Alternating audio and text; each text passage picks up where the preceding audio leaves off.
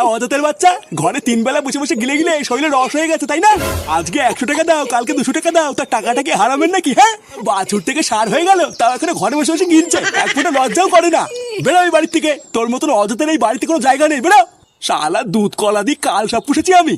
হ্যাঁ, বাড়া একবার দাঁড়াও না, একবার নিজের পায়ে দাঁড়াই, তারপরে দেখবা এই কাল সাপের কি চোদন। তখন যদি 100 বলে ছবি না করেছি, ওরা আমার নামে ফুটো না।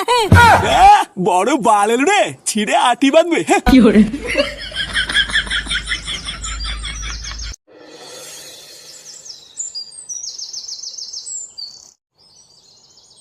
না, এবার কি গরম লাগছে রে। এলে আমরা গাছতলায় বসে আছি, তাও এক ফোঁটাও শান্তি নেই। আর বলো না গোপল্টুদা, এই গরমের চোদনে ঘরেও টেকা যাচ্ছে না, আবার বাইরেও টেকা যাচ্ছে না। ভাবলাম গাছতলায় মাচার উপরে একটু শুয়ে থাকলে হয়তো আরাম পাবো। ও বাবা, মনে হচ্ছে মাথার নিচে কে যেন আগুন ধরে দিয়েছে। শান্তির ছেলেগুলো যেভাবে গাছ কেটে কেটে ফাঁক করে ছাড়ছে, গরম তো পড়বেই। আচ্ছা পল্টুদা, চাঁদা তুলে ক্লাবে একটা এসি বসালে কেমন হয়? হ্যাঁ হ্যাঁ, এটা একটা ভালো আইডিয়া দিয়েছিস, কিন্তু গ্রামের লোক কি আর এসি বসানোর জন্য চাঁদা দেবে? কিরে ফুটো, কোথাও গেছিলিস নাকি?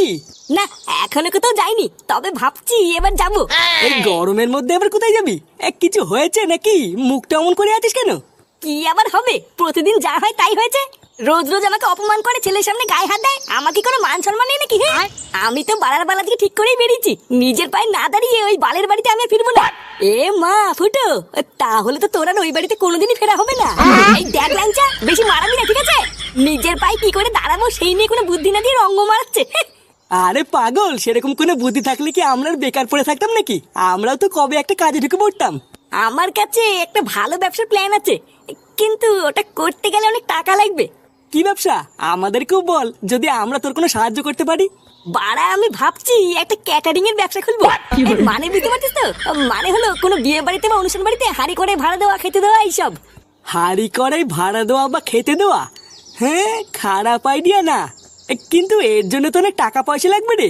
নতুন হাঁড়ি কড়াই সবই তো কিনতে হবে। আর তাছাড়াও কাজ পাওয়াটাও তো একটা কঠিন ব্যাপার। কেউ কি তাদের কোনো অনুষ্ঠানে এত বড় একটা দায়িত্ব আমাদেরকে দেবে? আরে হ্যাঁ রে, এই কাজ পাওয়া নিয়ে তুই তো চিন্তা করছিস কেন? আমি তো আছি নাকি? তুই শুধু একটু দেখ না ভাই, যদি কিছু সামান্য টাকার ব্যবস্থা করা যায়। আমি তোদেরকে কথা দিচ্ছি, আমার ব্যবসাটা একটু বড় হলে তোদেরকেও আমার সাথে নিয়ে নেবো। হ্যাঁ, সবই তো বুঝতে পারছি, কিন্তু একটু দাঁড়া, আমার বাপের কাছে একবার চেয়ে দেখি। বাবা। হ্যাঁ, কি হয়েছে? মানে বলছিলাম কি বাবা, তোমার সাথে না কিছু কথা ছিল। আমার সাথে কথা? তা কি এমন কথা শুনি? মানে বলছিলাম কি বাবা, আমার না কি করছিস? একটু ঝেড়ে কাজ তো, কি বলবি আমাকে খুলি বল। মানে বলছিলাম কি বাবা, আমাকে 10,000 টাকা দেবা? মা কালী বলছি, এই টাকাটা কোনো বাজে কাজে খরচ করবো না, একটা নতুন কাজ শুরু করবো, তাই টাকাটা দরকার। হ্যাঁ দেখ পল্টু, তুই হচ্ছিস আমার একমাত্র ছেলে। তোর মা চলে যাওয়ার পর নিজের এই হাত দিয়েই তোকে আমি মানুষ করেছি, এবং ঠিক সময় একটা ভালো মেয়ে দেখে তোকে বিয়েও দিয়েছি। আর এই বয়সে তুই কোনো কাজ না করে আমার কাছে হাত পেতে টাকা চাইছিস, এটা আমি তোর কাছ থেকে আশা করি না। আসলে বাবা একটা ব্যবসা করব, তাই কিছু টাকার খুবই দরকার। এখন তোমার কাছে যদি না থাকে তাহলে দিতে হবে না। ব্যবসার জন্য টাকা লাগবে? হ্যাঁ, মানে আমরা বন্ধুরা সবাই মিলে ঠিক করেছি একটা ছোটখাটো ব্যবসা করব, কিন্তু 10,000 টাকা শর্ট পড়ছে, তাই তুমি যদি দিতে খুব ভালো হতো। আচ্ছা ঠিক আছে, ব্যাংক থেকে তুলে কালকে সকালে দেবো। তবে হ্যাঁ, ব্যবসাটা দাঁড়িয়ে গেলে কিন্তু আমার টাকা ফেরত চাই। হ্যাঁ হ্যাঁ, ও নিয়ে তুমি চাপ নিও না বাবা, ব্যবসাটা একবার দাঁড়িয়ে গেলে তোমার সব টাকা আমি দিয়ে দেবো।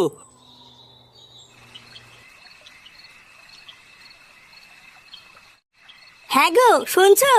হ্যাঁ, বলে ফেলো। ছেলেটা যে সেই সকালবেলা বেরোলো, এখন এত রাত হয়ে গেল, এখনো তো বাড়িই ফিরলো না। হ্যাঁ, তো বাড়ি ফিরলো না তো আমি কি করব? তুমি কি করবে মানে? সকালবেলায় ছেলেটাকে ওইভাবে মারাটা কি তোমার ঠিক হয়েছে?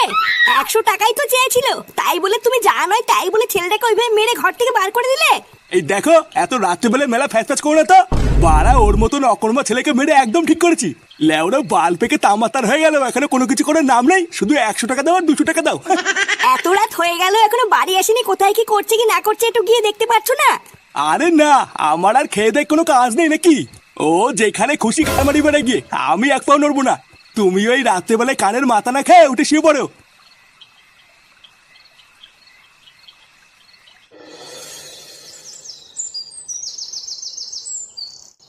কোনো চিন্তা করবো না, বুঝলা? তোমার দোকানের পুজো খুব সুন্দরভাবে সম্পূর্ণ হয়েছে। 133 কোটি দেবতাকে সাক্ষী রেখে তোমার দোকানের পুজোটা যা সুন্দর করে দিয়েছি না, এবার শুধু দেখবা তোমার দোকানে কাস্টমারের দেনার দেন লাইন পড়ে যাবে। আর ফুটো, মন দিয়ে কাজ করবা, ঠিক আছে? মনে রাখবা ভগবানের আশীর্বাদ তোমার মাথার উপরে সবসময় আছে। ঠাকুর মশাই, আপনিও আমাদেরকে আশীর্বাদ করুন যাতে এই ব্যবসাটা করে আমরা অনেক উন্নতি করতে পারি। হ্যাঁ বেটা, পল্টু তো ঠিকই বলেছে, তুমি একটু আমাদেরকে আশীর্বাদ করে দাও। হ্যাঁ আরে হ্যাঁ, সে কি আর বলতে, আমি তো মন খুলে আশীর্বাদ করেছি। তোমরা শুধু মন দিয়ে কাজটা করো। আচ্ছা ঠাকুর মশাই, ঠিক আছে। নাও ফুটো, এবার আমার দক্ষিণাটা দিয়ে দাও, আমি চলে যাই। এই দক্ষিণা? কিসের দক্ষিণা? আরে ঠাকুর মশাই তো দোকান পুজো দিলে, তুই দক্ষিণা দিবি না? মানে বলছিলাম কি, তোদের কাছে থাকলে দিবে না, আমি তোদেরকে পরে দিচ্ছি। কেন ফটকে কেন দেবে? সব টাকা তো তোর হাতে দিয়েছিলাম, তুই দে। না মানে আমার কাছে তো আর কোনো টাকাই নেই। দোকানের মাল কিনে যা 200 টাকা বেঁচেছিল ওই টাকা দিয়ে তো বাংলা কিনে নিয়েছি। বাংলা নিয়েছিস মানে? টাকাটা কি আমি তোকে বাংলা কেনার জন্য দিয়েছিলাম? আরে এত চাপ নিস কেন? ঠাকুর মশাই তো বললো নাকি যে আমার দোকানে কাস্টমারের দেনার লাইন পড়ে যাবে, তার ব্যবসায় লাভ হোক, তারপরে না ঠাকুর মশাইকে দক্ষিণে দিয়ে আসবো খানি। কি ঠাকুর মশাই, ব্যবসায় লাভ হওয়ার পর দক্ষিণটা দিলে হবে তো নাকি? হ্যাঁ, আমার দক্ষিণের টাকা মালকে উড়িয়ে তুই এখন ব্যবসায় লাভ হওয়ার পর আমাকে দক্ষিণা দিবি? চোদনা হরি, আমি তোকে বলে গেলাম, তোর ব্যবসা তোর শাটার মধ্যে ঢুকবে, মিলিয়ে নিস।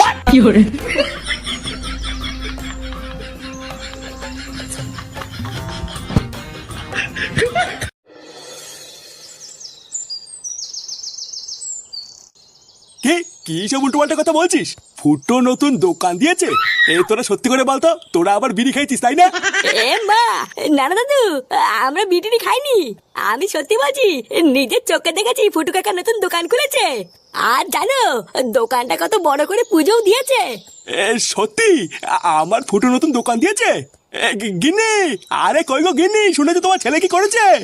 আমি জানতাম আমার ছেলে একদিন কিছু না কিছু একটা করবেই। তুই না যেই শুনেছে বাবা নতুন দোকান খুলেছে আর অমনি সাধারণ নাম খারাপ হয়ে গেছে নাকি? বাবা কালকে আমার বাবাকে তাই 10 সময় মেরেছিল না, এখন ছেলে মারাচ্ছে। দাদু ভাই, এইসব তুমি কি বলছো? বুঝলো পাঠা কিছু বোঝেন না। বালা দাঁড়াও না, একবার আমার বাবাকে আসতে দাও, তারপর দেখছি তোমার কি করতে হয়।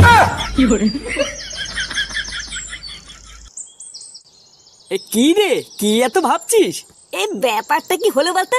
লেওরা এত টাকা খরচ করে মাল মাটি কিনে ব্যবসা শুরু করলাম, ঠাকুর মশাই বলে গেল ব্যবসা নাকি দেড়াদিন চলবে।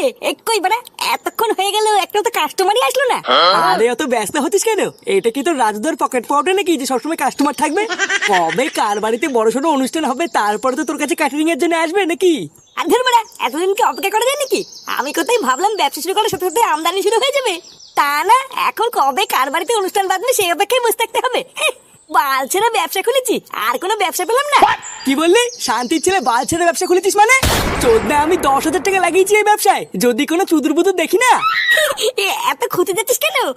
আমি তো মজা করছিলাম। মজা? আমার বাপের সেটা ছেড়ে টাকা নিয়ে মজা? হ্যাঁ রে, মনে হচ্ছে কাস্টমার আসছে। কই কই,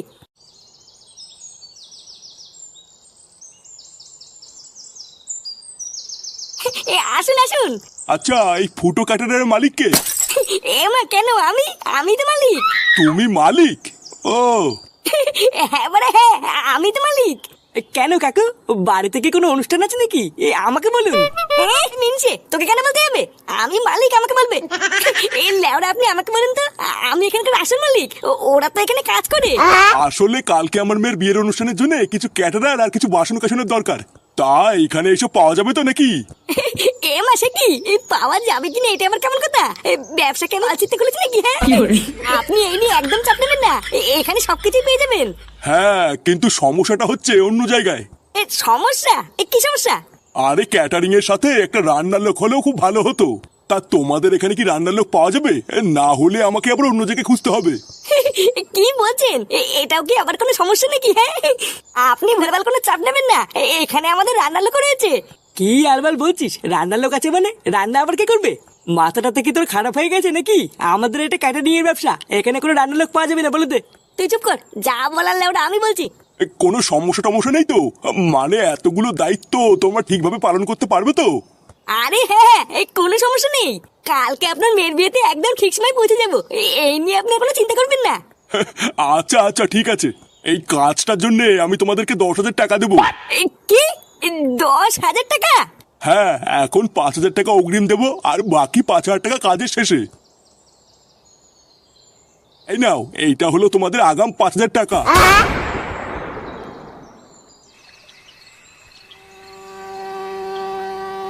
আরে আরে আসুন আসুন, আস্তে আস্তে আসুন, আস্তে আস্তে আসুন।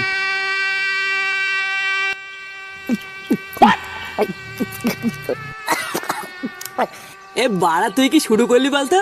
আজকে আমরা এখানে একটা কাজে এসেছি, আজকে একটু কম খেলে হয় না? আরে ধুর পাগল, কম খেতে যাবে কেন?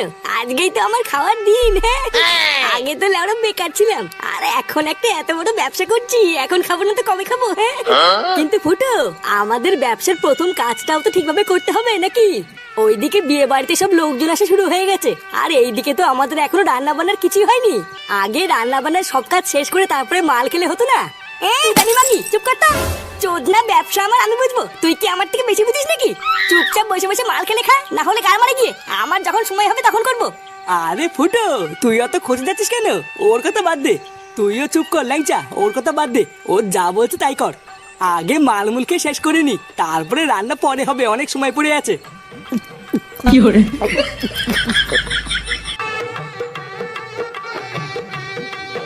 দাদা। হ্যাঁ, কি হয়েছে? দাদা, ওইদিকে একটা কেলো হয়ে গেছে। কেলো মানে কি বলছিস? আরে বিয়ে বাড়ির সমস্ত আত্মীয় স্বজন তো না খেয়ে চলে যাচ্ছে, এখনো তো রান্নাই হয়নি। কি, এখনো খাবার হয়নি? আয় তো দেখি আমার সাথে।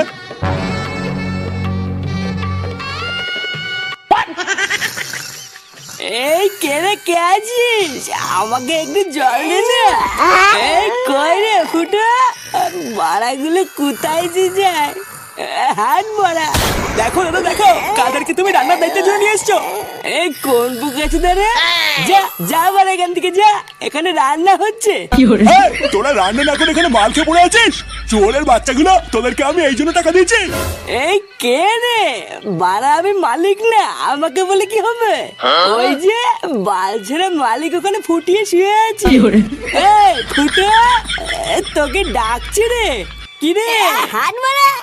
ওই দেখ, ওরা তোকে ডাকছে। চোরের বাচ্চাগুলো সব অতিথিরা না খেয়ে বাড়ি চলে যাচ্ছে, আর তোরা এদিকে মাল খেয়ে পড়ে আছিস।